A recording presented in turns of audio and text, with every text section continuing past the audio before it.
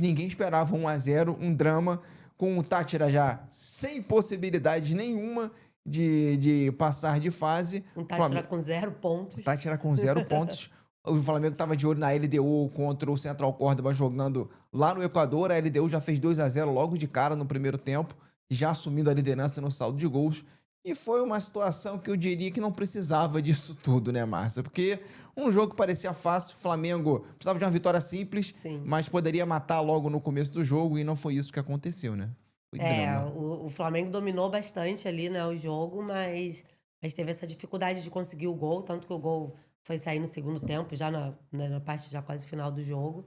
E o nervosismo, né, pro torcedor. Mas o adversário bem fraco, né? Acho que por isso que o torcedor também do Flamengo ficou chateado com essa situação, que teve vaia, né, depois que o jogo acabou, apesar da classificação, a torcida vaiou.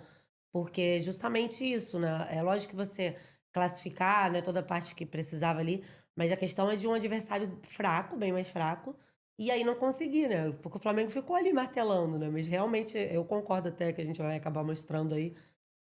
O Táchira ficou ali, estacionou o caminhão e ficou todo na defesa, tanto que eles demoraram até para ter chutes a gol. E aí, só que aí é bem isso, você faz só 1-0, a gente estava esperando 4-0, né? Esperando um resultado mais elástico. A torcida que foi pro estádio também. Com um adversário que de 5 jogos tinha perdido os cinco jogos. Não ganhou de ninguém, coitado do Tátira, né? Tipo, foi a pior campanha acho que já teve É. na fase de grupos. Não fez nenhum ponto, nem empatou com ninguém. E aí jogando no Maracanã, 66 mil pessoas. Então a expectativa era de ter um jogo mais tranquilo. Porque ali precisava passar aquele susto Não no fim do precisava. jogo, já nos acréscimos, né? Que o Rossi fez uma defesa boa ali. E ali naquele momento eu acho que estava muito mesmo até o emocional, né? Porque teve uns erros de passe que normalmente não acontecem. E acho que todo mundo ficou ali na tensão nos últimos minutos do jogo, mas deu tudo certo. Eu achei os dias aqui, eu não esqueci não, tá? Eu comecei o Flamengo, agora que eu achei os dias aqui, depois eu falo que dias já que a gente começou falando Isso. do Flamengo. O Flamengo começou a partida, começou com o Gerson jogando, o Gerson foi titular, o Pedro começou como titular também. A novidade foi o Michael começando na esquerda e o Alan, que ficou muito tempo parado aí devido a uma contusão, começou como titular. Felipe Luiz já começou logo com ele pra cima. E foi aquela situação que nós fizemos o jogo aqui, eu, Marquinho e o Chico. O Flamengo, o Léo Ortiz fica com a bola, ele fica sozinho, ninguém vai em cima dele, nem do Léo Pereira, aí fica tocando para um lado, tocando para o outro. Aí vira a bola de um lado, vira a bola de outro, tenta pelo meio, não consegue, lembrou muito o Flamengo do Tite. Um pouco o Flamengo do Tite, que a torcida do Flamengo ficava com raiva, que virava a bola para um lado, virava a bola para o outro, Não era aí vinha na efetivo. esquerda o Michael, cortava para o meio onde tem muita gente, e o Flamengo não conseguia passar. O primeiro tempo foi basicamente isso. Aqui no Flamengo, e isso foi acumulando tensão, né? Sim. O Flamengo não marcou no começo porque todo mundo achava o seguinte: contra o Botafogo da Paraíba e contra o Juventude, o Flamengo marcou logo no começo e goleou. Antes de 10 minutos 10 já estava minutos. Não marcado. marcou, o Flamengo, quando não marca em 10 minutos, vira atenção, Márcio. Porque Tem quando joga com o jogador acontecido. todo, quando joga com o time todo recuado. Eles tiveram essa dificuldade aí, né, de conseguir fazer o gol e realmente foi um jogo bem mais tenso do que era esperado. E também, né, eu acho que o Flamengo, se tivesse feito mais gols, tivesse feito o placar elástico que a gente pensava, poderia ter liderado o grupo, né? Poderia ter tirado o saldo. Podia ter tirado o saldo de gol, Então, terminado primeiro. tem isso também. Mas no fim, foi o grupo. Porque quando teve sorteio, né? Eu acho que todo mundo esperava que o Flamengo ia passar muito tranquilo nesse grupo, porque não era um grupo difícil, se você fosse ver assim. Não eram adversários Não. super difíceis. Então, acho que todo mundo, e até os próprios adversários, deviam achar que o Flamengo ia passar tranquilo em primeiro. E aí, no fim, se mostrou um grupo equilibrado, né? Porque os três com a mesma quantidade de pontos, né? O Central Córdoba fiquei até com um pouco de pena deles, porque chegaram na última rodada liderando e aí no fim ficaram eliminados, né?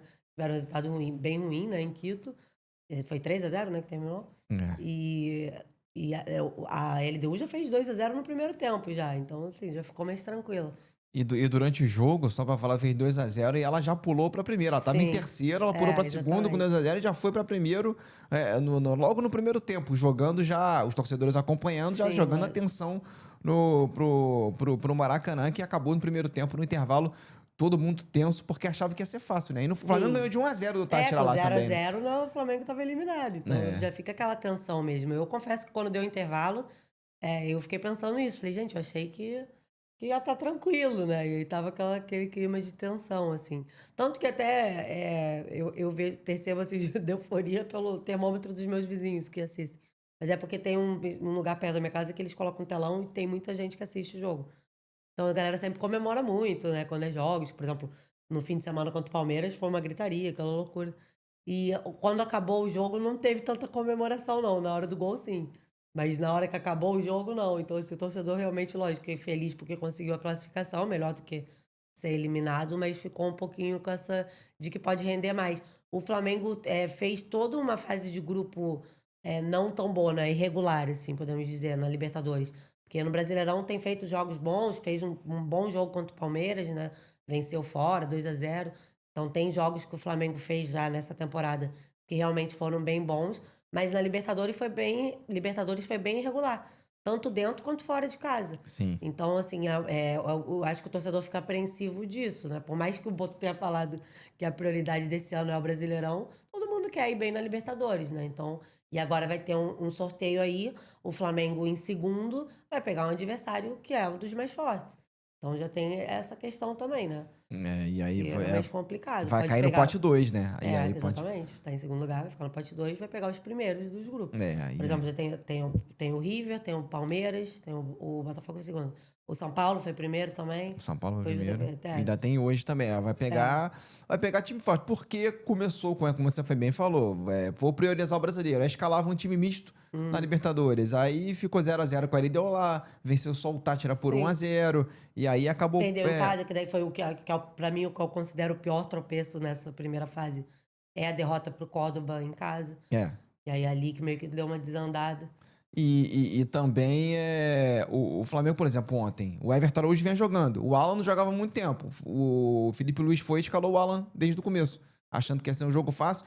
E o Felipe Luiz até falou isso, não, a gente teve dificuldade, mas jogou todo no campo de ataque. O Alan com o Léo Pereira e Cortinho jogando lá na frente, a gente não teve dificuldade, a gente não tomou o contra-ataque do Tátira, mas foi difícil entrar na defesa. E ele falou o seguinte... Ele deu o exemplo do City contra o Crystal Palace na final da FA Cup. Ele falou, o City jogou também com o Crystal Palace com a linha de 6 ou 7, aquela última linha de defesa, e também teve dificuldade. Ele falou, toda a equipe do mundo tem dificuldade, mas não pode ter dificuldade todo jogo, né? Tem que achar uma solução também, né? Senão não vai ganhar nada. Se tem dificuldade com a equipe jogando assim, todas vão jogar assim contra o Flamengo. E tem que tentar ter alguma forma de furar, né? Esse bloqueio aí, ainda mais com os jogadores da qualidade que o Flamengo tem, de frente, assim, né? Então tem que ter algum jeito de conseguir penetrar numa defesa desse jeito.